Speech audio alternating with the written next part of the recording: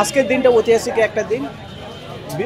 2024 সালে যে 3 তারিখ নাহিদ ইসলাম এক দফা ঘোষণা করে ফেসিবাদ যে সিস্টেমটা ছিল, ফেসিবাদকে বাংলাদেশ থেকে তাড়িয়ে দিচ্ছে।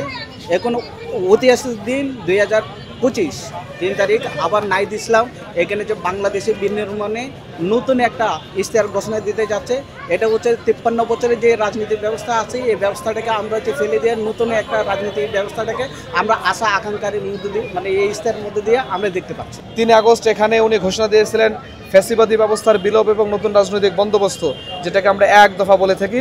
সেই এক দফার ঘোষক বর্তমানে জাতীয় নাগরিক পার্টির আহ্বায়ক জনাব নাহিদ ইসলাম আজকে 2025 সালের 3 আগস্ট এই জায়গা থেকেই নতুন বাংলাদেশের ইশতেহার ঘোষণা করবেন। এই ইশতেহারে স্পষ্ট উল্লেখ থাকবে বাংলাদেশের রাষ্ট্রীয় কাঠামো কী হবে, বাংলাদেশের জনগণের মর্যাদা কী হবে, নাগরিক হিসেবে তারা কতটুকু মর্যাদা পাবে, রাজনৈতিক দলগুলো তার জনগণের কাছে কি কি দায়বদ্ধতা থাকা উচিত, সবকিছু বিষয় মিলে আজকে আমাদের ইশতেহার হবে। আমরা বৈষম্য বিরুদ্ধে আমরা আন্দোলন করেছিলাম। আমরা বৈষম্য মুক্ত একটা বাংলাদেশ চাই, এটাই আমাদের মেন উদ্দেশ্য। এবং আমাদের জুলাই সনদ, মানে এটা যদি দেয় এটাও তো বৈষম্য, মানে আমাদের পাওনা আমাদের দিয়ে দিলে সেটাও একটা বৈষম্যহীন।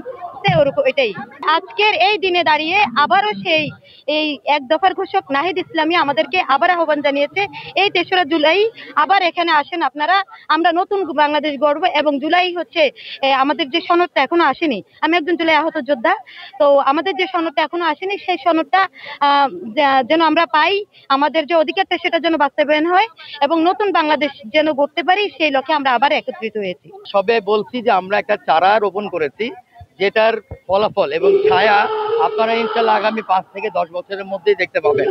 তবে এই মুহূর্তে আমাদের কিন্তু ইয়াং জেনারেশন, ইয়াং স্টারদের মধ্যে একটা ব্যাপক জনপ্রিয়তা চলে আসছে।